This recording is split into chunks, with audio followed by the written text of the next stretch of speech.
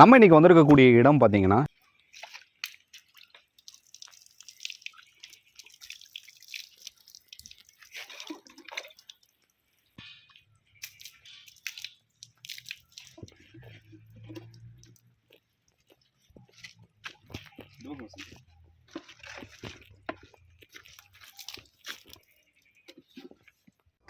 ஐயா வணக்கங்க.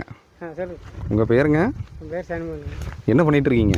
தோட்டத்தோடு சேர்த்திங்க இருக்குங்க. நீங்கள் விவசாயம் தான் பண்ணிகிட்ருக்கீங்களா? ஆமாங்க. இன்றைக்கி மாட்டு பொங்கல். ஆமாங்க. மாட்டு பொங்கல் அன்றைக்கி என்ன பண்ணிகிட்ருக்கீங்க? மாட்டுக்கால் குளிச்சுட்டு போட்டுங்க, எல்லாம் சாமி கும்பிடுங்க, பொங்கல் வைக்கணும்.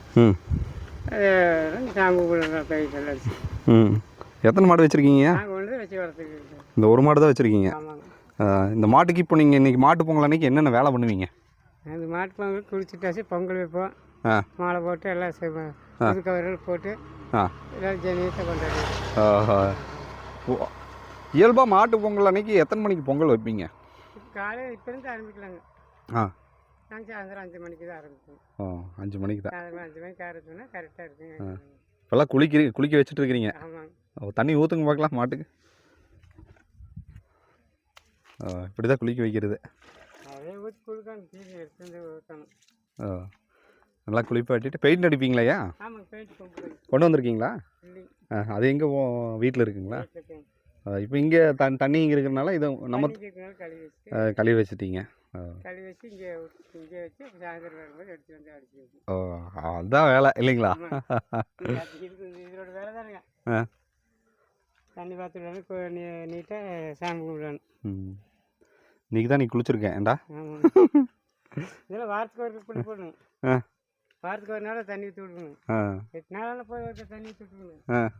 அதுதான் நீட்டாக குளிச்சு குளிப்பாட்டி அதை ஜம்முன்னு வச்சுக்கணும்.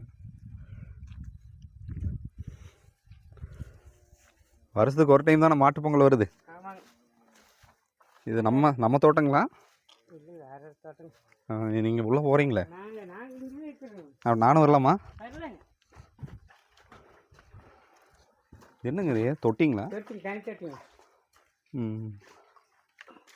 இதில் மோட்டர் எடுத்துக்கிட்டு போர் தண்ணி விடுங்க. போர்லேருந்து மறுபடியும் வெளியே மோட்டர் வச்சு செய்ய வேண்டாங்க. பண்ணிட்டு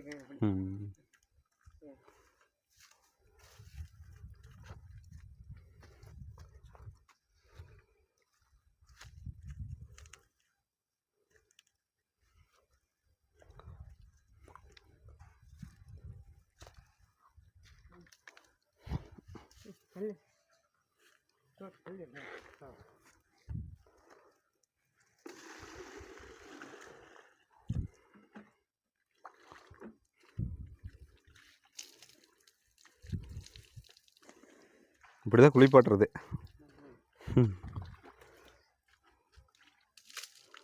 எல்லாம் பேசிட்டாச்சுங்க.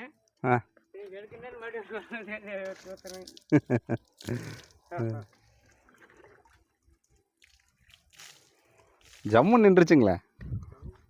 இந்த மாடுகள்லாம் ஓடுங்களே. தண்ணி வச்சே இருக்கிற நின்றுக்குது.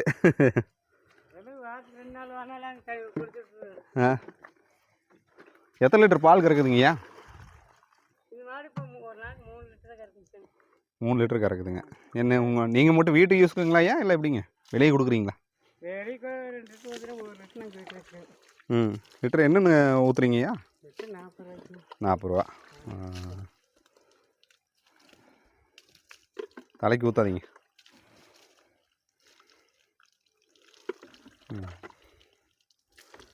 எந்த ஊருங்க இது? இது தோட்டம். தோட்டம் பிரிவு. குட்டத்தோப்புன்னு சொல்லுவாங்க. குட்டத்தோப்பு. இந்த ஊர் எங்கே போகுதுங்க? இது தோட்டம் இருக்குங்க இந்த பக்கம். இது போய் அதுக்கப்புறம் வெள்ளியங்காட்டில் ஜாயின் ஆகுது.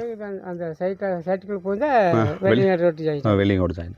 நீங்கள் என்ன வேலைக்கு போயிட்டுருக்கீங்க? நீங்கள் உங்களுடைய தொழில் என்ன?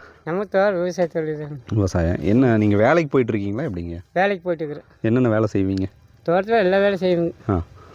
பாத்தி பிடிக்கிறது எல்லா வேலை தொழில் இருக்குது.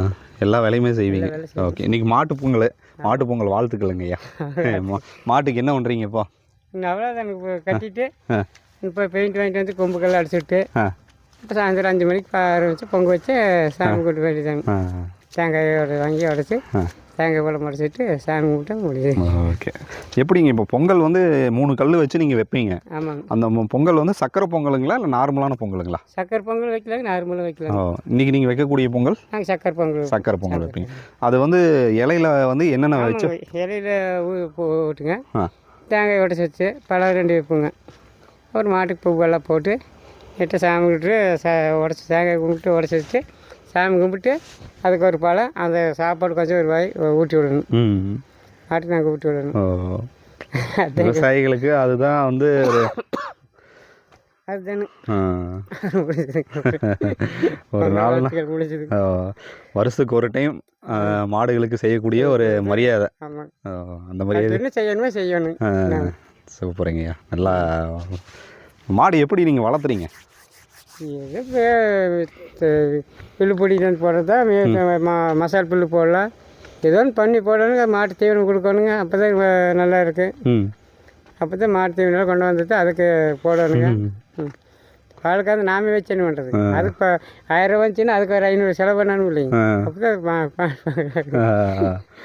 எவ்வளோ வருமானம் வருதுங்கய்யா? இப்போ 3 லிட்டர் பால் வருதுன்னு நீங்கள் 1 லிட்டர் நீங்கள் வச்சுட்டு 2 லிட்டர் வெளியே கொடுக்குறேன். நீங்கள் சொசைட்டி கொடுத்தோன்னு பாயிண்ட் கணக்கு வருதுங்க. 100 ரூபாய்க்கு பால் அந்த அளவுக்கு நம்மளுக்கு காசு வரும். இப்போ ஒரே 2 லிட்டர் கறக்குனால நம்மளுக்கு அதில் தொகை கம்மி தான் வரும். ஒரு மாடு தான் வச்சுருக்கிறீங்க, இது எதாவது இன்க்ரீஸ் பண்ணுற ஐடியா இருக்குங்களா? இன்க்ரீஸ் பண்ணுற மாதிரி நம்மளுக்கு இல்லைங்கண்ணே, அந்த அளவுக்குனால முடியாது. அவ்வளோதானுங்க. நம்ம சொந்த தோட்டம் கடை, நாங்களே இங்கே தோட்டம் கேட்க எல்லா தோட்டத்தில் போய் மேவு பிடிக்கிட்டு வந்து புல்லுங்க அதை விலைக்கு தட்டு வாங்கி அதெல்லாம் போட்டு இருக்கும்போது எங்களுக்கு எங்கேயும் அதெல்லாம் ஒன்றே போதும் நம்மளுக்கு. அதுக்கு மேலே என்ன போயின்ட்டுங்கிறீங்க? யதார்த்தமான ஒரு பேச்சு. ஒன்றே போதுங்க, அதுக்கு மேலே மேய்க்கு முடியாது. போதும், சிம்பிளாக ஒரு மாடுனா ஒரு மாடு வச்சு நம்ம வளர்த்துக்கலாம். ஆமாம். இப்போ என்னென்ன வேலை உங்களுக்கு தெரியுங்கய்யா விவசாயத்தில்?